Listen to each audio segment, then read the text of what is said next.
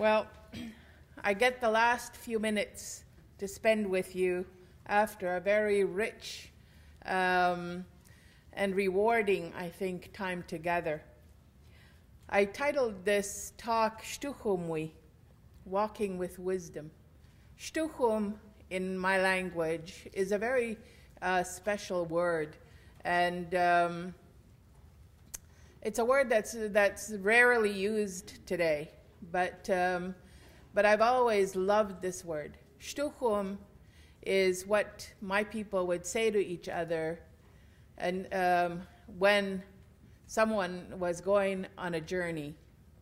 And so I chose this word to introduce the idea, because Stucum, the translation of the word means to let the Creator help you see your path.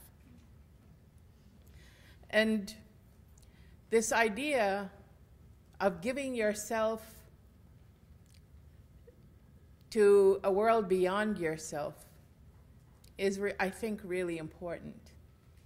Because as humans, because we have such a wonderful brain, we think that it can do everything. But it's important that we remind ourselves that we need help. Asking and acknowledging that we cannot, sometimes we think we see the path, but sometimes we need help to see really what the path is, denotes a sense of humility. And it's really, and I think that that's important when we're walking together.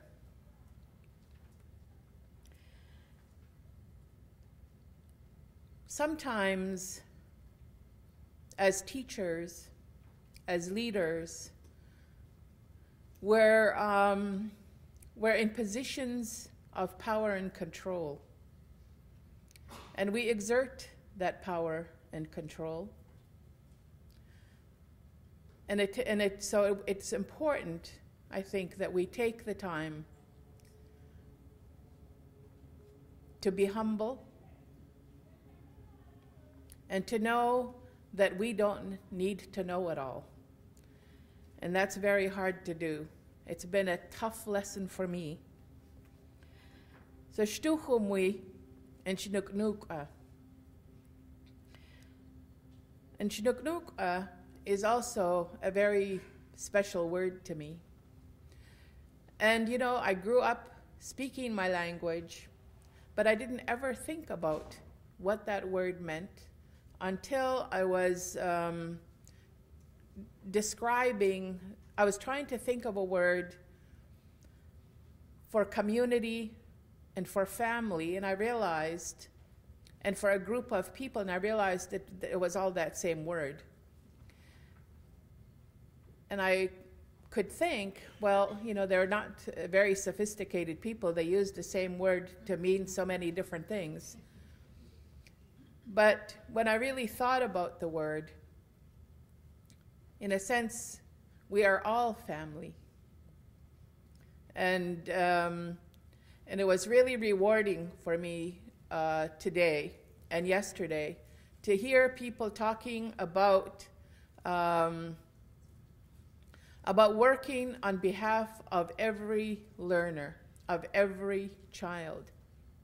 Because so frequently,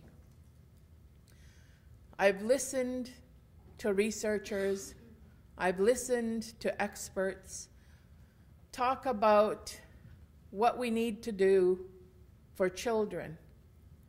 But at the same time, in practice, they were really only talking about one segment of the population. And it was easy for us to set aside that in every district there were children who were not being successful. And not being successful in many, many ways. Not just in the counting of their scores.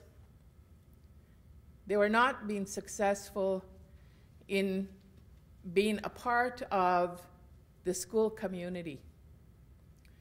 And so I want to say to you that the conversations that I've heard and the questions that I've heard about the inclusion, finally, of Indigenous knowledge for all learners, I think is finally a step towards ethical behavior on the part of Canadians. So Shinuknuk means finally, I think, that we're all here together, and it's important that we look to each other as we create a country that respects everyone. When I looked further at that word, the root of the word is nuk. And nuk in my language means to help. It also means to ask for it, to be open to help. And I think that when a root of a word means that we need to help each other and to be helped and to recognize that we need that it says something about a concept like in Chinuknuka. And that is what you're doing as you network. You're creating those links and those webs of support for one another. The acknowledgement that each one of you in a network holds up the whole. And that, I think, is also extremely important for you to remember, that your presence in that network is valued, and it's of value to your group, to the whole, and to yourself. Shtuhumui also means to trust your intuition, to trust a part of yourself that we very rarely visit. And many of you spoke about your fears, your challenges of going into unknown territory, which is into the Indigenous world. And you speak of it with fear. That's okay. That's natural. And that's normal. We feel it too every time we've entered a school, because we've entered a foreign territory. And so by your feeling your inadequacy, your incompetence, your fear,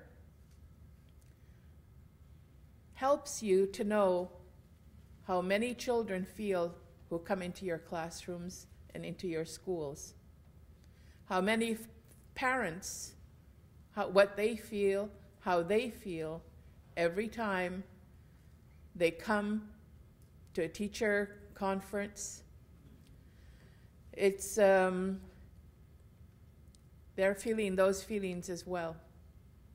And we're not going to learn to cross those bridges of mutual understanding unless we can trust our inner voice. And each one of us has that.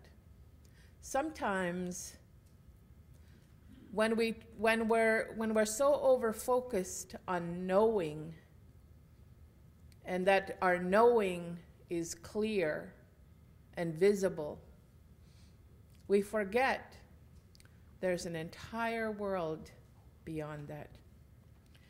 So it's important in this idea of Stucum to trust the unknown and to trust the unseen. A while ago, I read, I was sailing in the Leeward Islands, just off Tahiti, and I was thinking about the South Pacific people who sailed and made their homes on those waters. And while I was there, I read a story about young people learning their traditional ways of navigating. And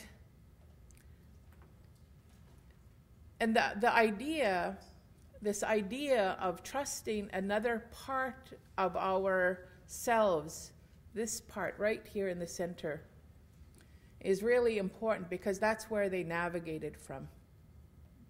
They visualized, just as in the Western world, you say you're going to set your intention and focus, and you know what your goal is. Yes, those are all important.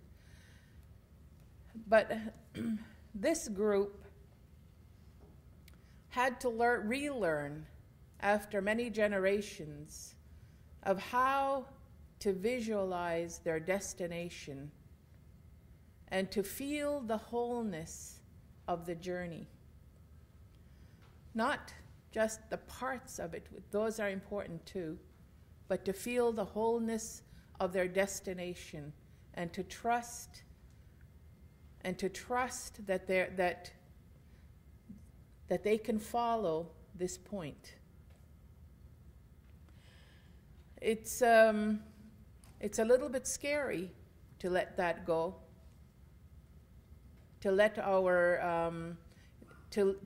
ourselves go enough to be able to follow our sensing.